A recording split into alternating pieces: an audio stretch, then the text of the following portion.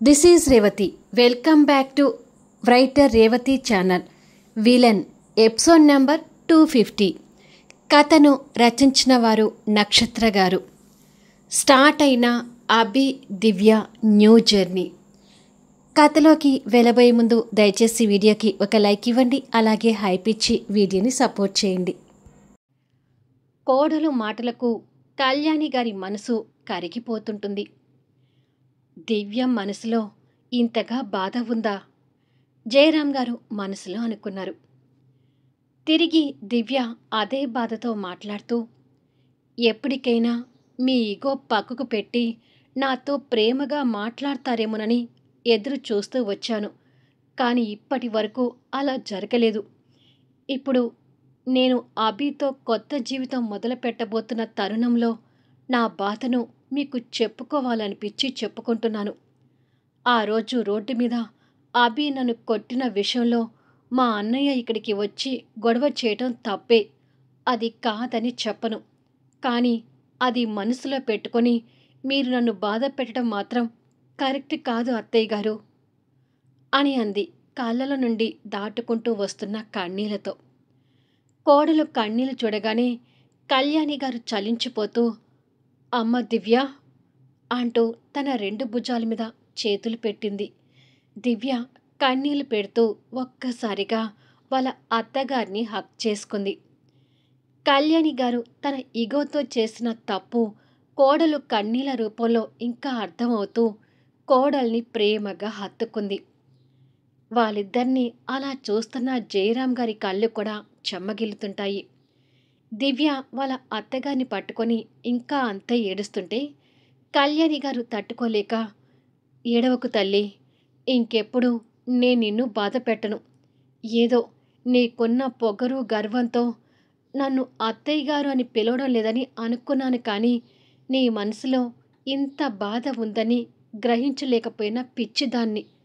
నేను చేసిన దానికి నన్ను క్షమించమ్మా అంది కళ్యాణి గారు. దివ్య కన్నీళ్ళు తుడుచుకొని తన ఎదుట నిలబడి, అంత పెద్ద మాటలు వద్దు అత్తయ్య గారు. నిజానికి క్షమించమని అడిగి అంత తప్పు మీరేమీ చేయలేదు. కాకపోతే అభి మొండితనంతో నాతో అలా ఉన్నా మావయ్య గారు నన్ను ఆదరించినట్టే మీరు కూడా నన్ను ఆదరించి ఉన్నట్లయితే సంతోషించేదాన్ని. ఆ ఫీలింగ్తోనే మీకు దూరంగా ఉంటూ వచ్చాను. కానీ ఇప్పుడు అభి అంటే ఏంటో నాకు పూర్తిగా తెలిసింది కాబట్టి ఈ రోజు నుంచి నేను కొత్త జీవితాన్ని మొదలు పెట్టబోతున్నాను. నేను సంతోషంగా ఉంటూ మీరు సంతోషంగా ఉండేలా చూడాలని నా మనసులో ఉన్న విషయాన్ని మీకు చెప్పాను. అంతే తప్ప మీ దగ్గర నుంచి క్షమాపణ ఆశించాలని కాదు అని అంది అత్తగారిని గౌరవంగా చూస్తూ. నా బంగారు తల్లి, నిజంగానే నాకు బంగారం లాంటి కోడలొచ్చింది అని కళ్యాణి గారు సంతోషపడుతూ దివ్య మోహన్ చేతిలోకి తీసుకొని దివ్య నుదుటిన ఆత్మీయంగా ముద్దు పెట్టింది. ఆ అత్తా కోడల్ని చూసి జయరాం గారు సంతోషపడుతూ, అమ్మయ్య, మీరిద్దరు కూడా కలిసిపోయారు. ఇక మీ అత్తా కోడలిద్దరూ ఎప్పుడు ఇలాగే ఉండాలి అన్నాడు. తప్పకుండా అండి, దివ్య నా కోడలు కాదు, కూతురు అనుకుంటున్నాను అని అంది ప్రేమగా కోడలి తల నిమురుతూ. సరేలే, కొత్తగా కలిసిపోయిన అత్తా కోడలు ముచ్చట్లకి దిగితే ఆ ముచ్చట్లు టీవీ సీరియల్లాగా సాగిపోతాయి, కానీ అక్కడ అభి ఎదురు చూస్తుంటాడు. దివ్యని శోభన గదిలోకి పంపించు అని తొందర పెట్టాడు జయరాం గారు. ముందు నన్ను మీరిద్దరూ ఆశీర్వదించండి అత్తయ్య గారు అని దివ్య అత్తా మామ కాళ్ళ దగ్గర వంగి దండం పెట్టింది. పిల్ల పాపలతో సంతోషంగా ఉండాలమ్మా అని ఇద్దరు దివ్యని ఆశీర్వదించారు. పాల గ్లాస్ తీసుకొని మణి అక్కడికి వచ్చి, ఇదిగోండమ్మా, మీ చేత్తో కోడలికి పాల గ్లాస్ ఇవ్వండి అంది కళ్యాణి గారికి ఇస్తూ. కళ్యాణి గారు ఆ గ్లాస్ అందుకొని నవ్వుతూ కోడలికి అందిస్తూ, సంవత్సరం తిరిగేసరికి పాలిచ్చే తల్లిగా మారాలి అని అంది. దివ్య సిగ్గుపడుతూ తలదించుకుంది. పద, స్వయంగా నేనే నిన్ను శుభ్రం గదిలోకి పంపిస్తాను అని చెప్పి కళ్యాణి గారు దివ్యని తీసుకుని వెళ్తుంటుంది. అబ్బా! ఈ అత్తాకోడలు కలిసిపోతే ఎంత సంతోషంగా ఉందో అని అనుకుంటాడు జయరాం గారు. వారు ఆ సంతోషంలో ఉండగానే సంజు దగ్గర నుంచి కాలొస్తుంటుంది. రూమ్‌లో బెడ్ మీద కూర్చొని సంజు ఆ కాల్ చేస్తుంటే యశ్వంత్ క్యూరియాసిటీగా తన పక్కన ఉన్నాడు. జయరాం గారు ఫోన్ లిఫ్ట్ చేసి, "ఇప్పుడే దివ్య శోభనం గదిలోకి వెళ్ళిందమ్మా" అన్నాడు. అది విని సంజు సంతోషపడుతూ, "ఫోన్ చేయగానే మంచి విషయం చెప్పారు బాబాయ్" అని అంది. "ఇంకొక మాట కూడా నీకు చెప్పాలమ్మా. అత్తాకోడలు ముభావంగా ఉంటున్నారని నీకు తెలిసిందే కదా! ఇవాళ అది కూడా క్లియర్ అయింది" అని జయరాం గారు అత్తాకోడల మధ్య జరిగిన విషయమంతా చెప్తుంటాడు. ఫోన్ స్పీకర్ ఆన్‌లో ఉండేసరికి సంజుతో యశ్వంత్ కూడా ఆ విషయాలు విని సంతోషపడుతుంటాడు. ఇక్కడ వీళ్ళు ఇలా ఫోన్ లైన్‌లో ఉండగా, అందంగా అలంకరించిన శోభనం గదిలో అభి కాలు కాలిన పిల్లిలా అటూ ఇటూ తిరుగుతూ, "అబ్బా! రోజు పడుకోటానికి తొందరగా వచ్చేది కదా!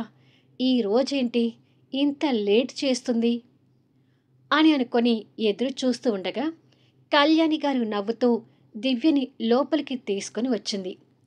ఆ అత్తాకోడల్ని చూసి అభి కూడా కళ్ళు పెద్దవి చేసి ఆశ్చర్యపోతున్నాడు. "ఏమిట్రా అలా చూస్తున్నావు?" అని అడిగింది కళ్యాణి గారు. "నువ్వు దివ్యని తీసుకొని రావటం కొత్తగా ఉందమ్మా" అని అన్నాడు. "అబ్బా! నన్ను మరీ టీవీ సీరియల్ అత్తగారిలా విలని చేయకండిరా. ఏదో నాకున్న పంతంతో దివ్య మీద కాస్త నిష్ఠూరంగా ఉన్నాను.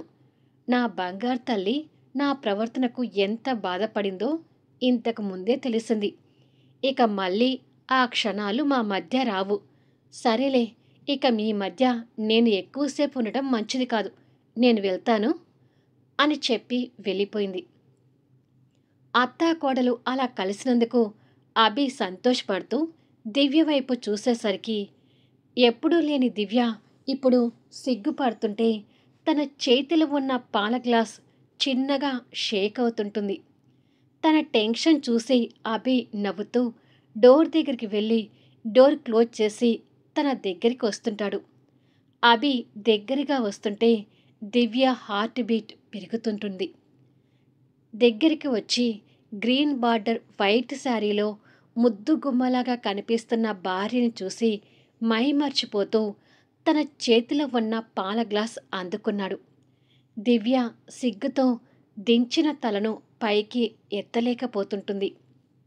"రోజూ రౌడీలాగా నా మీద కావాలని మీద పడేదానివి, ఈ రోజేంటి సిగ్గుతో తల పైకి ఎత్తలేకపోతున్నావు" అని అడిగాడు. "ఏమో అభి, ఈ రూమ్‌లోకి వచ్చేసరికి నా మనసంతా అలజడిగా, కంగారుగా ఉంది" అంది తలదించుకొని ఉండిపోయి. అభి నవ్వి చేతిలో ఉన్న పాల గ్లాస్ పక్కకు పెట్టి, "ఇలాంటి టైంలో మీ ఆడవాళ్ళకే కాదు, మా మగవాళ్ళు కూడా భయపడుతుంటారు తెలుసా" అని అన్నాడు. "మీకెందుకు భయం?" అని అడిగింది. "మాకే ఎక్కువ భయం ఉంటుంది. నిజానికి శోభనం అంటే మా మగాళ్ళకి ఒక పరీక్ష లాంటిది" అని అన్నాడు. అసలే సిగ్గుతో ఉన్న దివ్య ఆ మాటలకి నవ్వుతూ, "సో, ఇవాళ నువ్వు టెస్ట్‌లో పాస్ అవుతావా లేదా అని నీకు డౌటా?" అని అడిగింది. "డౌట్ కాదు. నేను ఖచ్చితంగా పాస్ అవుతాను. కానీ మంచి మార్కులతో పాస్ అవుతానా లేదా అనేది టెస్ట్ తర్వాత నువ్వు చెప్పాలి" అన్నాడు. "పో అభి, నువ్వు మరీ ఓవర్‌గా మాట్లాడుతున్నావు" అంది చిరుకోపంగా. "ఓవర్ కాదు. ఇలాంటి రోజున ఒక మగాడికి ఉండే టెన్షన్స్ చెప్తున్నాను. సరేలే, ఇలాంటి రోజున మాటలతో ఇంకా టైం వేస్ట్ చేయకూడదు" అని పక్కన పెట్టిన పాల గ్లాస్ తీసుకొని తనని ఓరగా చూస్తూ సగం పాలు తాగి మిగిలిన సగం పాలని తనకి అందించాడు. దివ్య సిగ్గుపడుతూనే ఆ గ్లాస్ అందుకొని అభిని నవ్వుతూ చూస్తూ ఆ సగం పాలు తాగి గ్లాస్ పక్కన పెట్టింది. ఆ వెంటనే అభి దివ్యని ఎత్తుకున్నాడు. అయ్యో అభి, ఏంటి అలా ఎత్తుకున్నావు అని అడిగింది. ఇలాంటి టైంలో ఇలా ఎత్తుకోవటానికి ఒక కారణం ఉంది అని చెప్పి తనని బెడ్ దగ్గరికి తీసుకువెళ్తున్నాడు. ఏంటో ఆ కారణం అని అడిగింది నవ్వుతూ. నీ వెయిట్ ఎంతో నాకు తెలిస్తేనే నా వెయిట్‌ని నువ్వు క్యారీ చేయగలుగుతావా లేదా అనేది తెలుస్తుంది. ఫైనల్‌గా నీ స్టామినా చూడటానికే ఎత్తుకున్నాను అని చెప్పి తనని బెడ్ మీద పడుకోబెట్టాడు. మల్లెలు పరిచిన బెడ్ మీద పడుకోగానే మల్లెల పరిమళాలు రూమంతా వెదజల్లాయి. ఇద్దరూ తన్మయంగా ఆ పరిమళాలు ఆస్వాదించారు. ఆ పరిమళాలు మత్తుగా తగలగానే ఆటోమేటిక్‌గా అభి చెయ్యి పక్కన ఉన్న లైట్ మీదకి వెళ్ళి లైట్ ఆఫ్ చేశాడు. బెడ్ లైట్‌లో ఇంకా అందంగా కనిపిస్తున్న దివ్య పక్కకి పడుకొని పోయాడు. దివ్య నవ్వుతూ సిగ్గుతో మొహాన్ని దాచుకుంది. అభి తన మొహం మీద ఉన్న చేతుల్ని తీసి, ఇవాళ నీ అందాలన్నీ చూడాలని అనుకుంటూ ఉంటే నువ్వేంటి మొహాన్ని దాచుకుంటున్నావు అని అడిగాడు. దివ్య సిగ్గుతో నవ్వుతుంటే, ఈ సిగ్గులో కూడా భలే అందంగా ఉన్నావులే అని చెప్పి తన నుదిటి మీద ప్రేమగా ముద్దు పెట్టాడు. దివ్య ఆ ప్రేమని పొందుతూ నయనాలను మూసింది. అభి ఆ తర్వాత మూసి ఉన్న తన నయనాల మీద సున్నితంగా పెదవులు ఆనిచ్చి ముద్దు పెట్టాడు. దాంతో తనకి ఇంకా పరవశంగా అనిపించి మైకంలోకి వెళుతుండగా అభి తన మీదికి చేరిపోయాడు. ఆ 6 అడుగుల భారీ కటౌట్ తన మీదికి చేరిపోగానే దివ్య సిగ్గుతో ఇంకా ముడుచుకుపోతుంటే తన సిగ్గుని చూసి నవ్వుతూ తన మెడ వంపుల్లో మొహాన్ని దూర్చి తడి పెదవులు అద్దుతూ వస్తున్నాడు. దివ్య పరవశంగా కళ్ళు మూసుకొని ఆటోమేటిక్గా తన చేతుల్ని అభి చుట్టూ పెనవేసింది. భార్య కౌగిల్లో అభి ఒదిగిపోతూ తన అధరాల దగ్గరికి చేరి ఆ అధరాలను అందుకొని ముడివేశాడు. పెదవుల మధ్య గాఢత పెరుగుతుంటే ఇద్దరి శరీరాల్లో వేడి రాజుకుంటూ ఒకరి మీద ఒకరికి ప్రేమతో కూడిన తాపంతో ఒకరికొకరు అల్లుకొని పోతున్నారు. ఇద్దరూ అంత దగ్గరగా అయ్యేసరికి వారి ఒంటి మీద ఉన్న ఒలవలు కూడా ఒక్కొక్కటిగా దూరం అయ్యి ఇద్దరిలోనూ కోరికలు తారాస్థాయికి వెళ్తుంటాయి. భార్య అందాలకు మైకంలోకి వెళ్ళిన అభి తొలి కలయికతో టెస్ట్ మొదలుపెట్టి ముందుకు వెళ్తుంటే దాని ఫలితంగా ఇద్దరి శరీరాలు వీడవలేక పెనవేసుకుంటున్నాయి. టైం ఉదయం 5 అవుతుండగా సంజు లేచేసరికి రోజూలాగానే పిల్లోవాల్ కూలిపోయి యశ్వంత్ని హగ్ చేసుకుని పడుకుంది. అబ్బా అంటూ యశ్వంత్ కౌగిలి నుండి వీడి నిద్ర కళ్ళతోనే లేచి కూర్చుంది. "హ్మ్" అంటూ యశ్వంత్ ఆవలించుకుంటూ లేచి, "నువ్వు పిల్లోవాల్ కట్టడం వేస్ట్ సంజు. నా హగ్గుకి ఎడిక్ట్ అయ్యి నువ్వు ఉండలేవు" అని చెప్పి నవ్వుతూ తన బుగ్గ నొక్కి జిమ్ చేయటానికి వెళ్ళాడు. సంజు కూలిన వాల్ చూస్తూ, "డౌట్ లేదు, ఖచ్చితంగా ఏదో జరుగుతుంది. అదేంటో కనిపెట్టాలి" అని అనుకొని తనకు ఇంకా నిద్ర వస్తుంటే మళ్ళీ పడుకుంది. మరికొద్దిసేపటికి అలారం సౌండ్తో అభి మేలుకుంటున్నాడు. దివ్య మాత్రం అలారం సౌండ్ కూడా ఆలకించినంతగా గాఢమైన నిద్రలో ఉండిపోయి దుప్పటిలో అభి ఛాతి మీద పడుకొని కనిపిస్తుంటుంది. అభి నిద్ర కళ్ళతోనే కళ్ళు తెరిచి దుప్పటి ముసుగులో ఛాతి మీద తలపెట్టి నిద్రపోతున్న భార్యని నవ్వుతూ చూసి పక్కనున్న అలారం ఆఫ్ చేసి చెదిరిపోయిన దివ్య తలను సరిచేస్తూ "దివ్య" అని పిలిచాడు. అయినా కూడా దివ్య నిద్రలో పలకడం లేదు. "దివ్య" అని మరొకసారి పిలిచేసరికి "ఉమ్" అని అంది నిద్రమత్తుతో. "టైం 6 అయింది దివ్య, ఇక లేవవా" అని అడిగాడు. "ఎగ్జామ్ పాస్ అవ్వాలని చెప్పి నన్ను అస్సలు నిద్రపోనివ్వలేదు అభి. ప్లీజ్ నన్ను పడుకోనివ్వు" అంది ఇంకా ముడుచుకుంటూ. అభి నవ్వి, ఇంతకీ నా రిజల్ట్ ఏంటి అని అడిగాడు. అమ్మో! నీ రిజల్టా? 100కి 1000 మార్కులు. కాదు కాదు, ఇంకా ఎక్కువే వేసుకోవచ్చు. రోజు నీ రిజల్ట్‌ని తట్టుకోవటం నాకు కష్టంలాగా ఉంది అని అంది అభిని ఇంకా హత్తుకుంటూ. పిచ్చిదానా, ఫస్ట్ రోజే నువ్వు భయపడతావని నేనింకా టెస్ట్‌లో తగ్గాను. లేదంటే 1000 మార్కులేం కర్మ, లక్షల్లో, కోట్లల్లో కూడా మార్కులొస్తాయి అన్నాడు. అభి బాబూ, నీ కెపాసిటీ ఏంటో నాకు రాత్రి బాగా అర్థమైంది. సో, నిన్ను తట్టుకోవడానికి నేను మాత్రం ఇంకొంచెం లావు కావాల్సిందే అని అంది నిద్ర మత్తులోనే మాట్లాడుతూ. అభి నవ్వి తన నుదుటి మీద ముద్దు పెట్టి, అయితే రోజు నన్ను తట్టుకోవడం కోసమేనా నువ్వు బాగా తిని స్టామినాతో ఉండాలి అన్నాడు. నువ్వేంటో తెలిసింది కదా, ఇక నుంచి ఆ పనిలోనే ఉంటాను అని అంది. యశ్వంత్ జిమ్ చేసి వచ్చేసరికి సంజు మళ్ళీ పడుకొని నిద్రపోతుంటుంది. నిద్రపోతున్న తనను చూసి నవ్వుతూ దగ్గరికొచ్చి ప్రేమగా తన తల నిమురుతూ సంజు అని పిలిచాడు. "ఉమ్" అని అంది.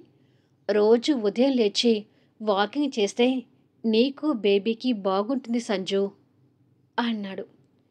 ఏమో యశ్వంత్, నాకు మాత్రం ప్రెగ్నెంట్ అయిన దగ్గర నుంచి బద్ధకంగా ఉంది. ఎర్లీగా లేవలేకపోతున్నాను అని అంది నిద్ర మత్తుతో. ఇలాంటి టైంలో అలాగే ఉంటుందిలే. కావాలంటే మధ్యాహ్నం కొద్దిసేపు పడుకుందులే.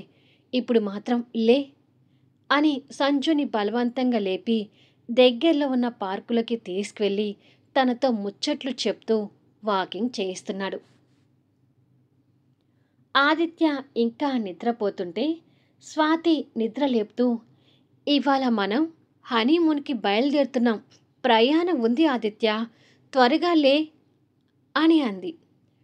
ప్రయాణానికి ఇంకా టైం ఉందిలే, నన్ను పడుకోనివ్వు అని చెప్పి బద్ధకం చేస్తుంటే అంతలో సంయుక్త దగ్గర నుంచి స్వాతికి ఫోన్ కాల్ వస్తుంటుంది.